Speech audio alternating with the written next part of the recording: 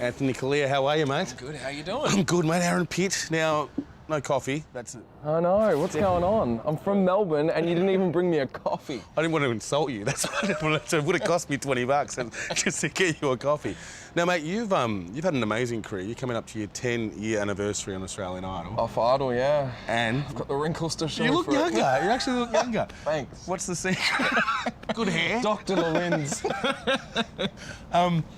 Mate, my mum, my sisters, everyone loves you. My brothers love you. I mean, you're the kind of artist that you kind of appeal to a very broad demographic, don't you? Oh, that's nice. Well, you know, I do what I do and hopefully it works. And, you know, 10 years down the track, it's I'm still doing what I love to do and I get to call it a job. So I'm pretty lucky. Now, before we talk about now, I want to go back to the Australian Idol days. Now, you were, I suppose I will say, lucky enough to start through the Australian Idol, through the reality process. But that's not where it started for you, is it? No, I started, you know, from a young age of, you know, gigging and singing. Like, I started training when I was 5 years old. And then I started performing from about 10, 11, and then I started recording and gigging properly from about 15, 16. And then, you know, I got to the age of like 20, 21 and I saw Idol as an opportunity because, you know, I suppose in this country there's not a lot of opportunities and, you know, sometimes you just have to throw it out there and see, you know, and see if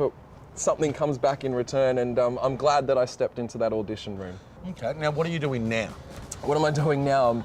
I'm doing Grease, the musical. So I play the role of Johnny Casino, so I get the fun gig because I do the big production number in the second act, and it's great to be part of a production where you've got, you know, people like Val Lehman and Bert Newton and Todd McKenney, you know, true entertainers that have been around for quite a few years. Now, are you ready for the Esanda Fast 5? Okay.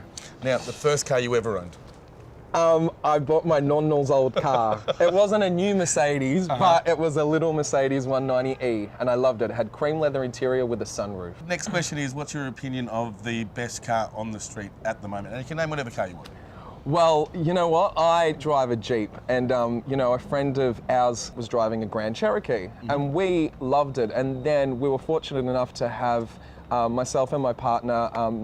We were offered a Jeep ambassadorship, and you know, we loved the cars beforehand. So when that got offered to us, we went, absolutely. And what is your opinion of the worst car on the streets ever? So you can name any car you want. Worst car. I don't know why they call them smart cars. Like, I'm sure they're really good for the economy and everything, but they don't look very smart for a smart car. Yeah, and I suppose you've already said your favourite car. The car you drive at the moment would be a Jeep. Yes, it's a Jeep. There you go. And last question, greatest fear? Flying. Same. Definitely flying. I'm the worst flyer, and for a frequent flyer, you would think that after all these years I'd get over it. No, I've cried on flights before. Cried. So have I. Thank you very much. You were a champion. Thank you.